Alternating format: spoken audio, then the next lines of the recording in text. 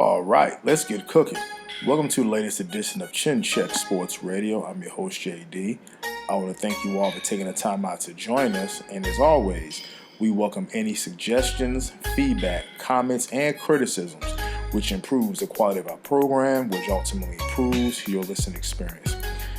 Again, I always open up our recent shows that right now we are living in a very unprecedented time in my life as well as the nation's history. We have not seen anything like this dealing with the COVID-19, and our lives or everything we know seems to be at a standstill for their various at shelter or at home orders that's been going around from state to state, and even some cases from county to county, city to city, municipality to municipality. So right now we still live in an era of uncertainty. There seems to be really no end in sight. So right now we're just taking this thing day by day.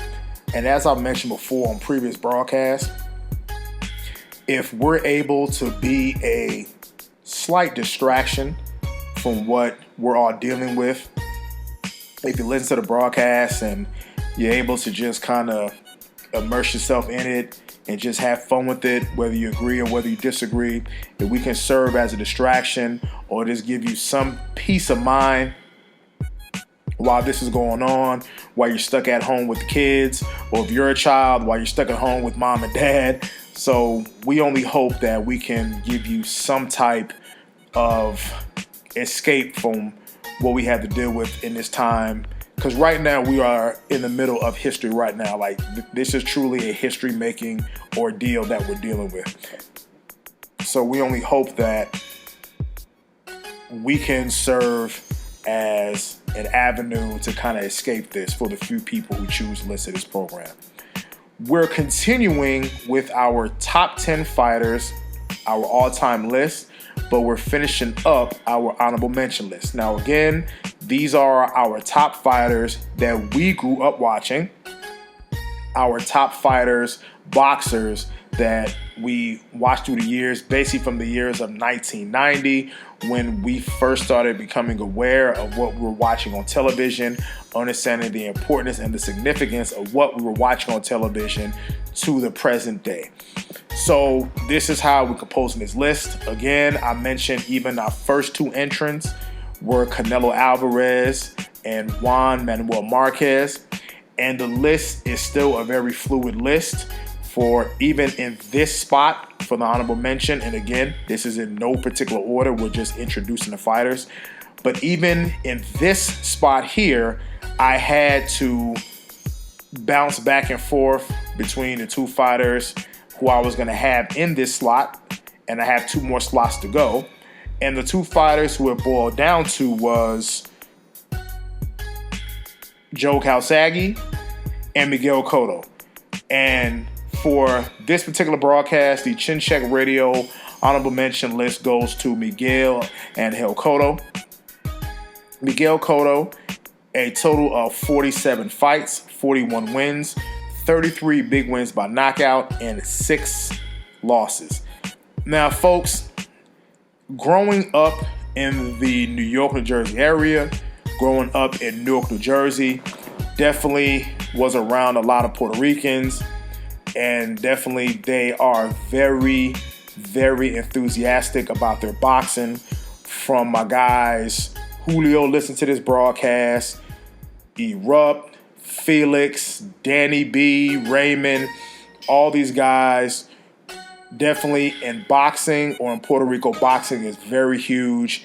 Maybe besides baseball, are there really two national sports?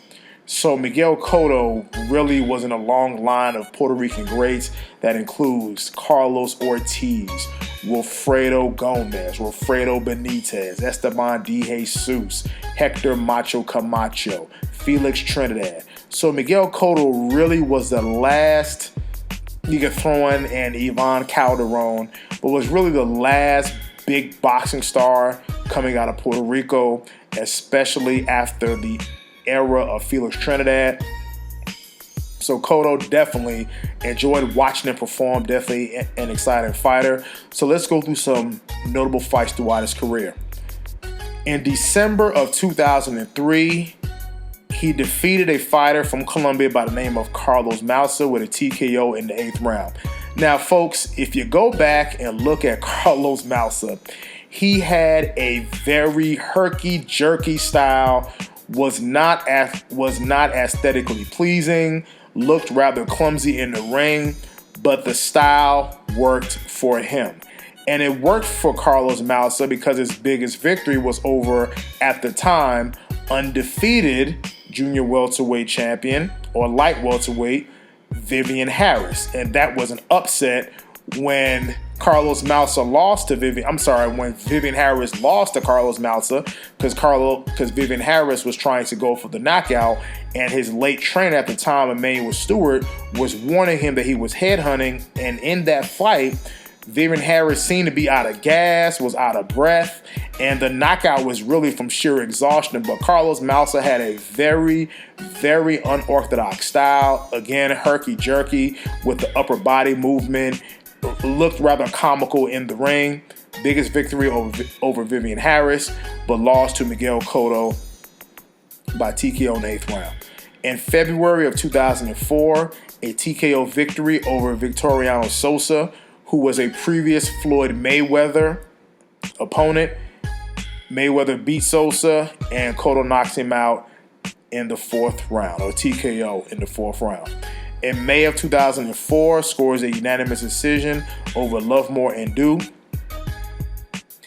In September of 2004, defeats Brazilian Olympian Kelson Pinto, TKO in the 6th round. Follows that up December of 2004, TKO in the 6th round to Randall Bailey. In February of 2005, a TKO in the 5th round to DeMarcus Chop Chop Corley, another contender in the junior welterweight division.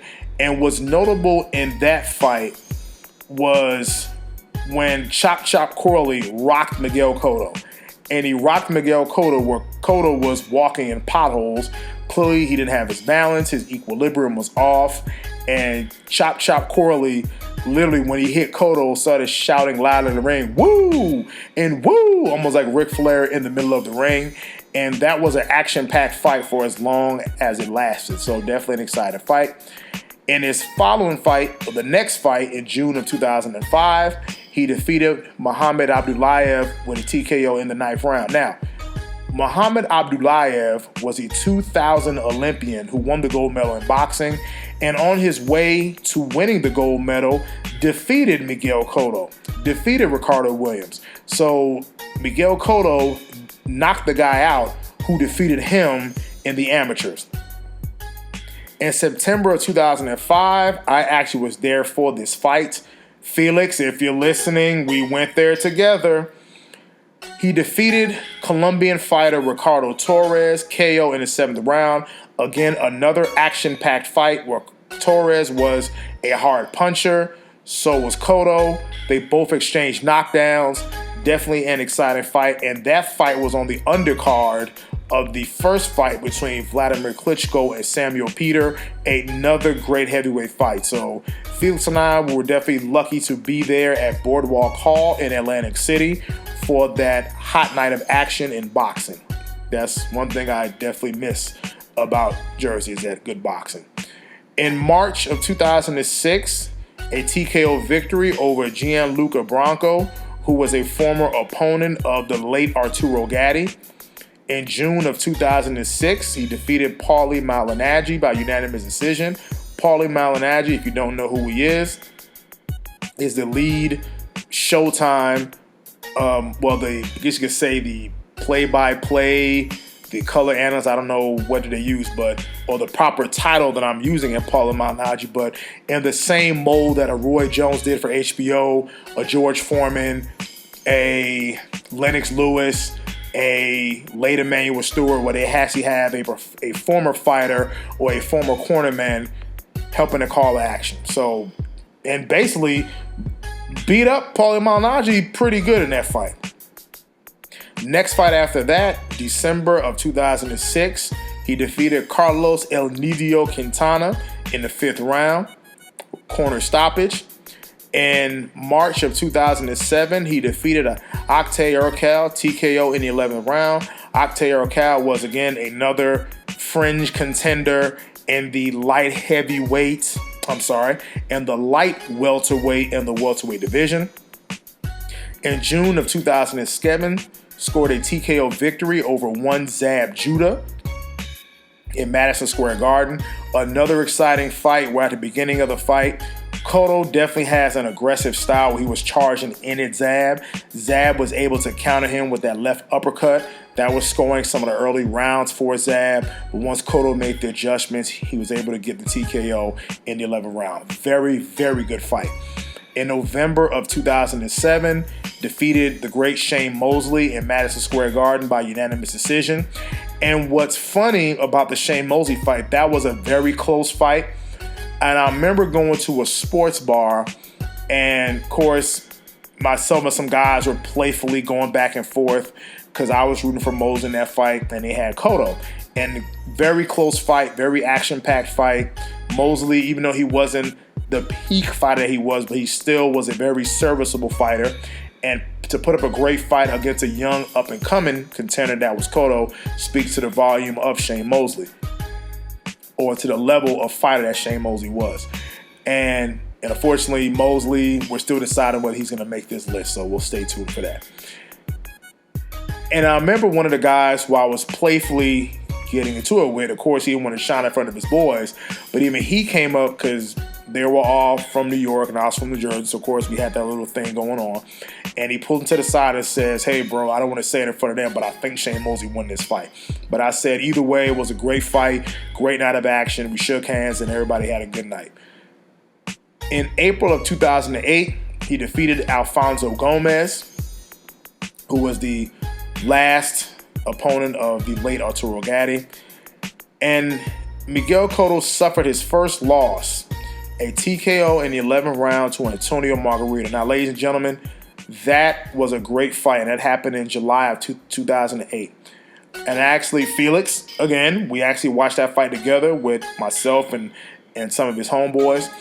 And definitely another great fight. If you think the best way to describe that fight, think of Julio Cesar Chavez versus Meldrick Taylor the first time around, where Miguel Cotto is boxing, he's moving, he's scoring the points, he's winning the rounds, but you can see as the fight wore on, you could tell that there was damage being inflicted to Miguel Cotto. His face was swelling up, he was bleeding, and even though, again, he was winning the rounds, he was actually boxing beautifully, which is what I give Cotto credit for versus earlier fights against the Cottos and the Abdulayevs and the Ricardo Torreses, or the Corleys, I should say, is I've always felt that Miguel Cotto's defense was very leaky and very sloppy, which is why he was getting hit a lot by really average fighters. And in the Antonio Margarito fight, he seemed to tighten up on his defense. But again, Cotto, big welterweight, kept walking him down. And you can kind of see, even though Cotto was winning the fight, but you can see the momentum going to Antonio Margarito. And we know maybe the reasons why Cotto's face was looking like hamburger. Extra plaster on the hand wraps, but we'll get to that in a second. But that was Cotto's first loss. Definitely a hard-fought loss, but a loss nonetheless. His return fight in February of 2009, a TKO victory over Michael Jennings. In June of 2009, a split decision over Joshua Clottey, another fringe contender in the welterweight division.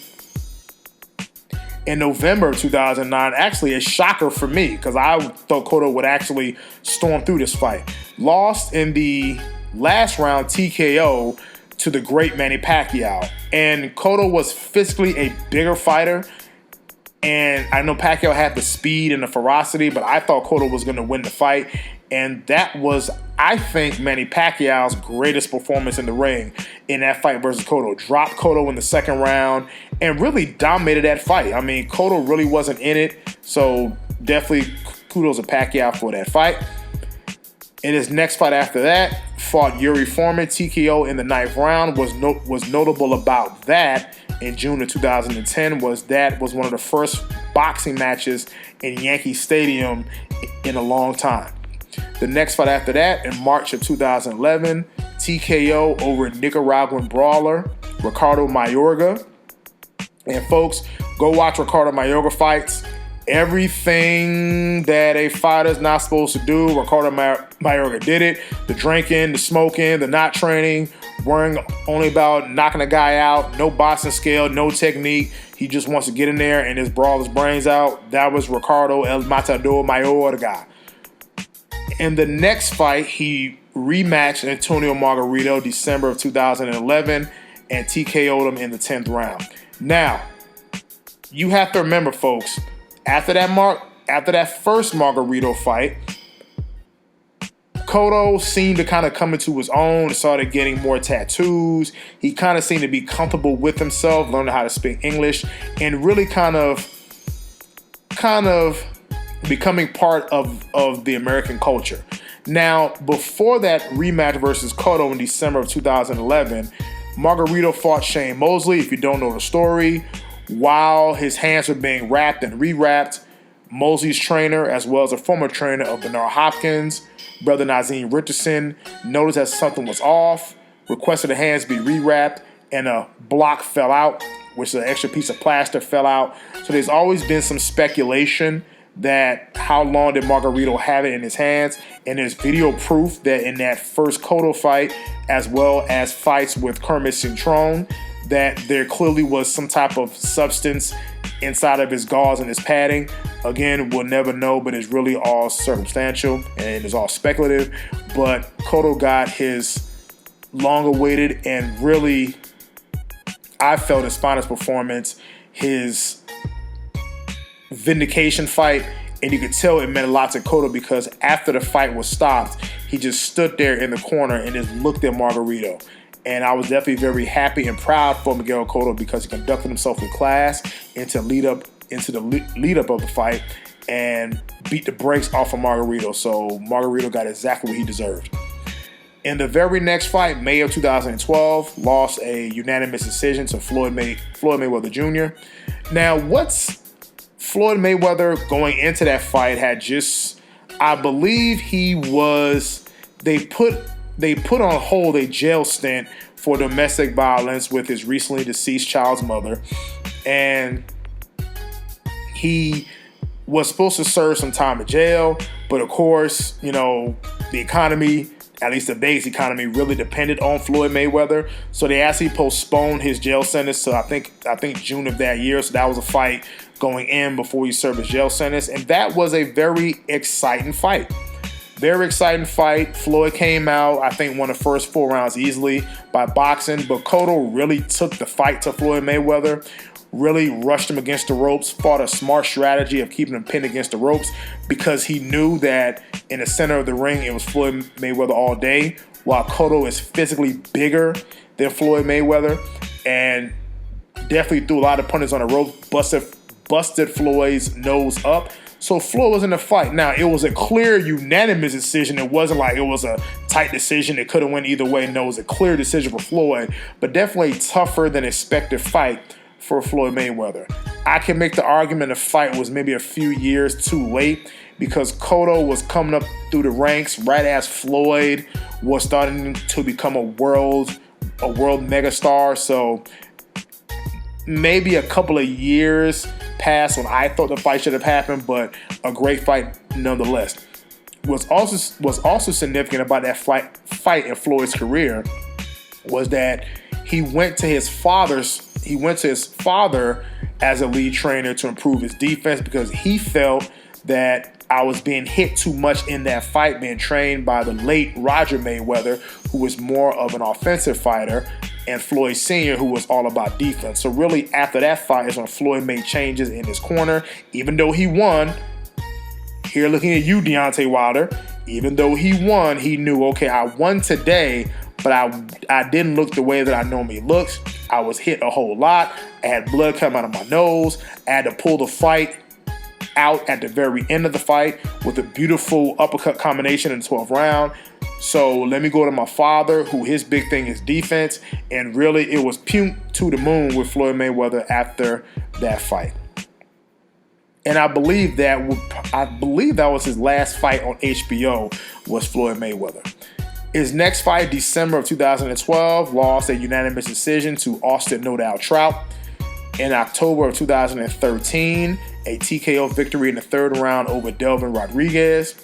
In June of 2014, I was surprised how he got the title shot, but because he's the big name, defeated current champion Sergio Martinez. Corner stoppage in the 9th round. What was significant about that fight? Cotto came out with a blistering left hook in the first minute of the first round. Staggers Sergio Martinez. Some people believe he might have twisted his knee or blown his knee out, but really proceeded to beat up Sergio Martinez. I'm talking about the fight really wasn't even that close. And beat up Martinez. And again, this is the same Sergio Martinez who had already knocked out Paul Williams, already had beaten Kelly Pavlik for the title. So Sergio already had beaten Julio Cesar Chavez Jr. So Martinez was coming with a lot of momentum into that fight, fighting against Cotto, who really had lost 2 of 3 fights.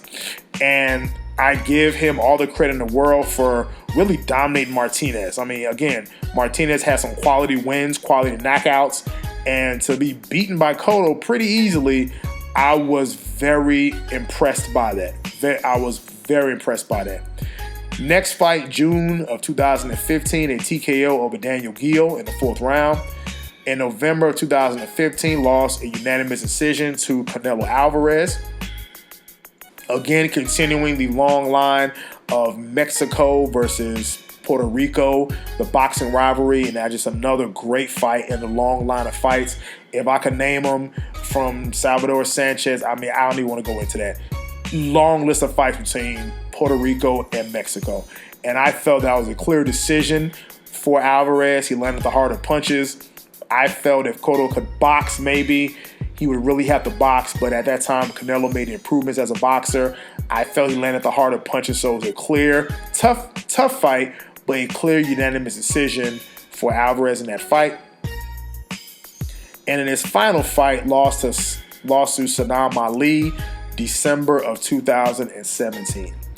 Now, folks, Miguel Cotto was a huge star. Definitely had a huge following in the Northeast. I enjoyed watching him. What I did like about Miguel Cotto's style, he could box if he needed to. He moved in and out very well. Had a very good left hook, following in the line of a Felix Trinidad. Not the same devastating left hook that Trinidad had, but serviceable enough. I mentioned before, in his earlier fights against the Mausas and the Chop Corleys and Ricardo Torres, he had a bit of a leaky defense, but I do feel that he improved that as time went on.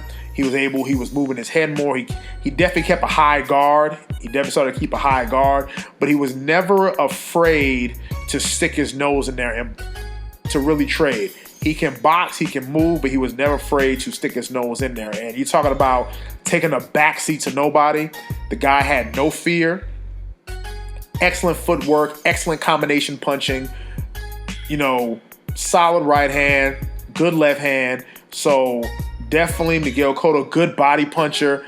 So I definitely give Miguel Cotto all the credit in the world for being a great fighter that he was. And I definitely enjoy watching him come up through the ranks and fighting at the elite level. Now, here's why I don't have him in my top 10, because I don't think he really has the quality victories over the other top fighters of his era. You can say Zab Judah, but at that time, Zab Judah had lost a bunch of fights at that time, including to Costa Zoo, Floyd Mayweather. He lost to Carlos Baldomir. So Zab still had a name, but people knew Zab wasn't really that level of Corey Spinks. He wasn't really that level of elite fighter. Fought Shane Mosley a little bit past his prime. He fought him a little bit past his prime. Still a solid victory nonetheless. Now, he lost the first fight to Antonio Margarito. I think Margarito was assisted with the plaster in his hands. Again, that's speculation, but I think that's what happened. The other top fighter of his era, Manny Pacquiao, lost in convincing fashion before being knocked out. Lost to Floyd Mayweather in another tough fight that he clearly lost. Lost to Austin Trout. He defeated Ricardo Mayorga, but again, Ricardo Mayorga was nothing but a heavy bag with feet. Beat Antonio Margarito in the rematch, but again, Margarito had already been beaten by Shane Mosley. And by the way, so Antonio Margarito was knocked out by Shane Mosley, and Miguel Cotto beat Shane Mosley. So that's the only knock that I would have against Shane Mosley. He didn't beat the real top-tier fighters of his era, also losing to Canelo Alvarez. So if I had to say one of the reasons why that Cotto is not in the top 10 is because he just doesn't have the victories over the other top fighters of his time. And the victories that he does have against guys who already been beaten, guys a little bit past the prime, he just doesn't have the victory over the real top guys. But all in all, Miguel Cotto, a great fighter. Love watching him in the ring. Very, very exciting to watch. Definitely, if he was fighting, I definitely took the time to make sure I definitely watched the action, and seemed to conduct himself with class. A very quiet guy, very serious in his look, means business, conducts himself like he means business. So definitely for Miguel Cotto, congratulations. You definitely made it to the Chin Check Radio honorable mention list. I just want to say to you all again, we're dealing with rough times, so if this can serve as a bit of a distraction for what we have going on, we're more than happy. If you can't stay in the program, that's fine too. But until the next time, it's Chin Check Radio signing out.